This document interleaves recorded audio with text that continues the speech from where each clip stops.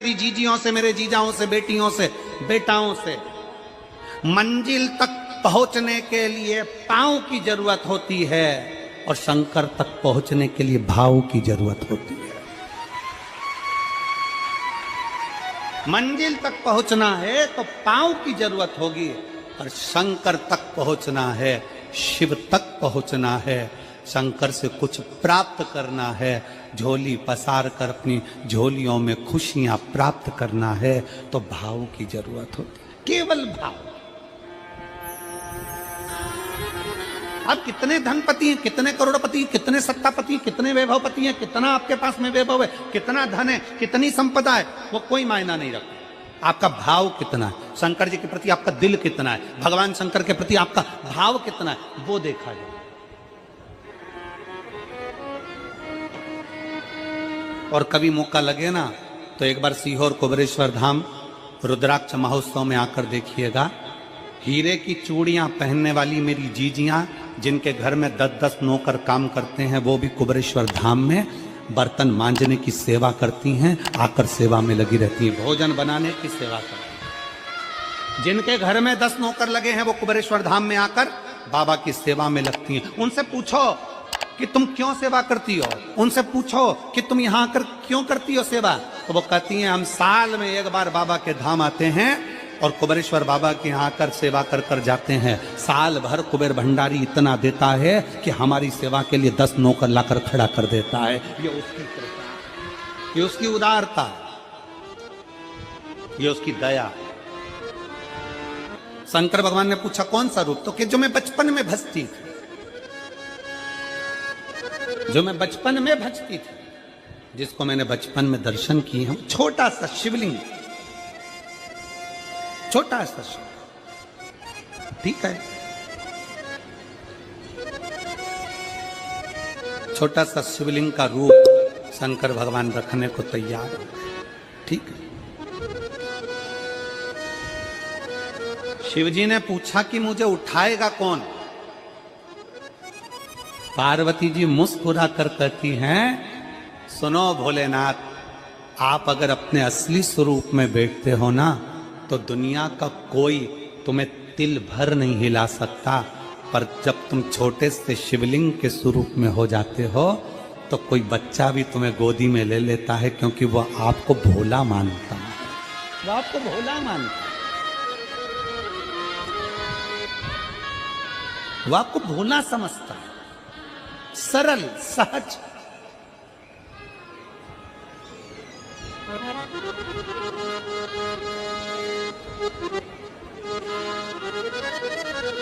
बहुत बड़ा दर्शन का फल है।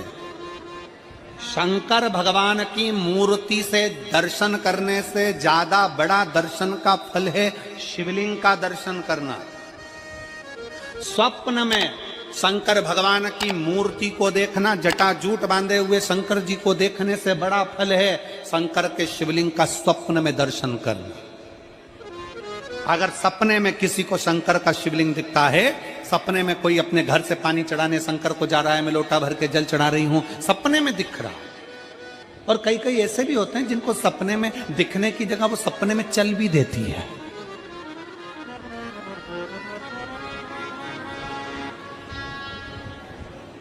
महाराष्ट्र में कथा थी तो वहां एक पत्र आया था, एक भाई ने लिखा था मेरी पत्नी से मैं बहुत परेशान हो गया हूं, उसका नाम हमें स्मरण में नहीं है, सिरपुर की कथा में वो पत्र था। तो उसने लिखा मैं अपनी पत्नी से परेशान हो गया हूं। तो उससे हमने एकांत में बुलाकर पूछा भाई ऐसा क्या हो गया, बता तू क्या हुआ।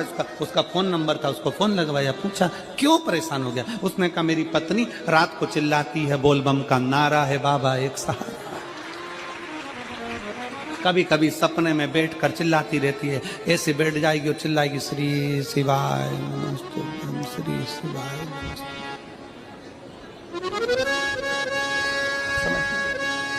और तो और यहाँ तक तो चल जाता है गुरुजी, पर इससे आगे नहीं चल पाता है। हमने पूछा इससे आगे क्या।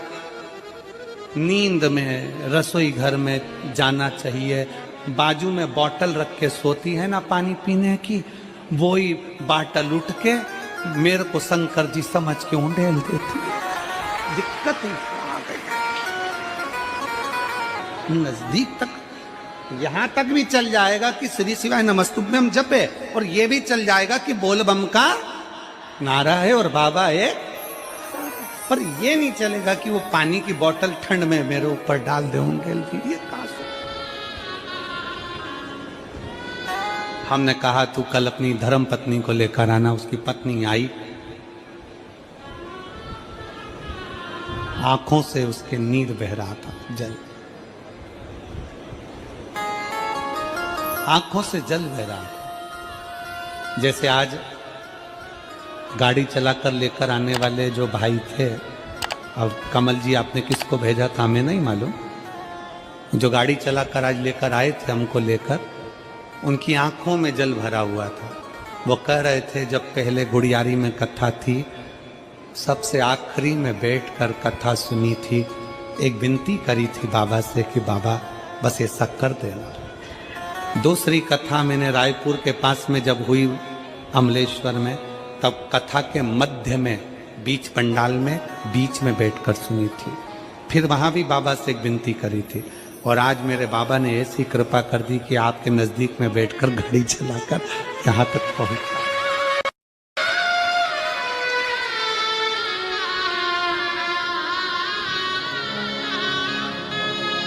शिव कृपा। गाड़ी चलाते चलाते उनकी आंख में जल था, तो हमने उस दीदी से पूछा, जीजी तुम रो क्यों रही हो, ये बताओ, रोने का कारण क्या है?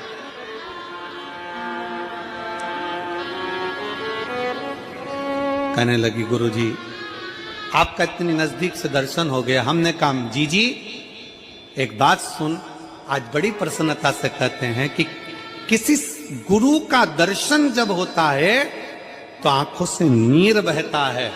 भगवान से प्रार्थना करना कि एक बार उसका दर्शन हो जाए तो हमारी जिंदगी उसकी हो जाए, उसका दीदार। कितनी आतुरता थी मेरे राम जी की।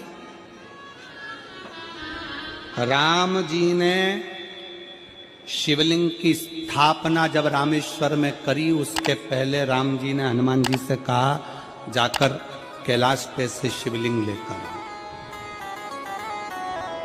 रामचरितमानस का स्मरण करिएगा, जाओ कैलाश पर से शिवलिंग लेकर आओ, मुझे यहां पर पूजन करना है। राम जी ने हनुमान को शिवलिंग लेने भेज दिया। रामेश्वर धाम में राम जी इंतजार कर रहे थे, तभी हनुमान जी तो गए थे शिवलिंग लेने के लिए, और मां जानकी ने शिवलिंग का निर्माण कर दिया। राम जी ने शिवलिंग का निर्माण कर दिया, जानकी जी ने शिवलिंग का निर्माण कर दिया। मतलब शिव जी को प्राप्त करने के लिए क्षण की भी देरी नहीं करना चाहिए। तुरंत हनुमान जी शिवलिंग लेकर आए, हनुमान जी की आंख में जल। हनुमान जी बोले प्रभु, हनुमान जी बोले नाथ मेरे को शिवलिंग लेने भेजा था और मैं शिवलिंग लेकर आया, उससे पहले आपने रामेश्वर धाम की स्थापना कर दी। अब मेरे शिवलिंग का क्या होगा जो मैं लेकर आया? राम जी मुस्कुराकर बोले, रे हनुमान, शंकर के शिवलिंग की पूजन में तो देरी करना ही नहीं चाहिए। जैसा बन जाए वैसा बना लो, जैसी पूजन हो जाए वैसी कर लो, जैसी आराधना हो जाए वैसी कर लो, तो मेरे शिवलिंग का क्या होगा? राम जी ने कहा चिंता मत करो हनुमान, इस शिवलिंग को मैं ले जाकर स्थापित करता हूं। एक शिवलिंग हनुमान जी महाराज का स्थापित करा, एक शिवलिंग सीता जी के हाथ का राम जी ने स्थापित करा। जो सीता जी के हाथ का स्थापित करा वो रामेश्वर शिवलिंग हुआ, और जो हनुमान जी के हाथ का स्थापित किया वो हनुमतेश्वर शिवलिंग हुआ, जो आज भी रामेश्वर में विराजमान। भगवान राम जी ने कहा सुनो हनुमान, जो रामेश्वर का दर्शन करने के लिए आएगा, रामेश्वर बाबा पर जल चढ़ाएगा, गंगोत्री से जल लेकर यहां पहुंचेगा, और गंगा जल जब वो रामेश्वर भगवान को चढ़ाएगा, रामेश्वर भगवान को चढ़ाया हुआ बड़े भाव से थोड़ा सा जल जब तक वो हनुमतेश्वर को नहीं चढ़ाएगा तब तक उसके 12 ज्योतिर्लिंग की यात्रा पूर्ण नहीं होगी। हनुमतेश्वर ज्योतिर्लिंग पर भी शिवलिंग का रूप धारण करे शंकर जी विराजमान।